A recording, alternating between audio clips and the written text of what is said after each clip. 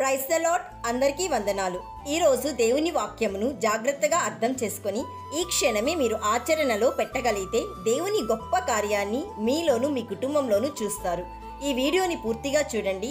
అనేక మందికి దీవెనకరంగా ఉండుటకు షేర్ చేయండి, సబ్స్క్రైబ్ చేయండి, లైక్ చేయండి.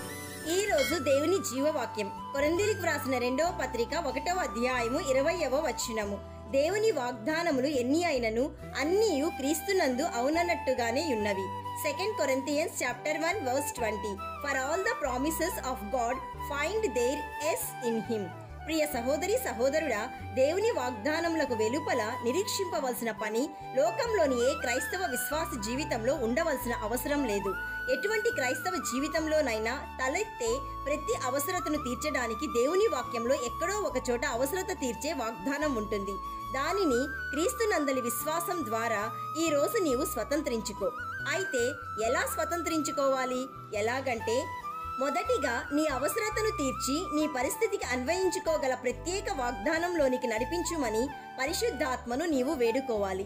రెండవదిగా ఆ వాగ్దానములకు చేర్చబడిన ప్రత్యేకమైన షరతును నీ జీవితంలో విధేయతతో నెరవేర్చాలి. మూడవదిగా నీ జీవితంలో ఆ వాగ్దానములు నిశ్చయంగా కార్యం చేస్తాయని నీవు నిరీక్షించాలి. So my dear friend, God will meet all your needs according to the riches of his glory in Christ Jesus.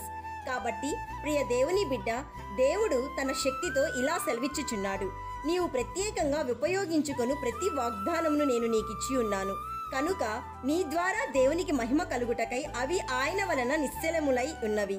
కాబట్టి ఈ రోజు నుండి నీవు యేసయ్య ఇచ్చు ప్రతి వాగ్దానమును స్వతంత్రించుకో. ప్రార్థన చేసుకుందాం, ఏకీభవించండి. పరిశుద్ధుడైన ప్రభువా, ఈ రోజు మాకిచ్చిన గొప్ప వాగ్దానాన్ని బట్టి నేను స్తుతిస్తున్నాము. తండ్రి, మా జీవితాలలో మీ ప్రణాళికను జరిగించుమని బ్రతిమాలు కొంచున్నాము.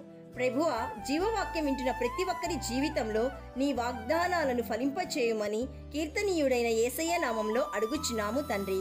ఆమెన్. God bless you.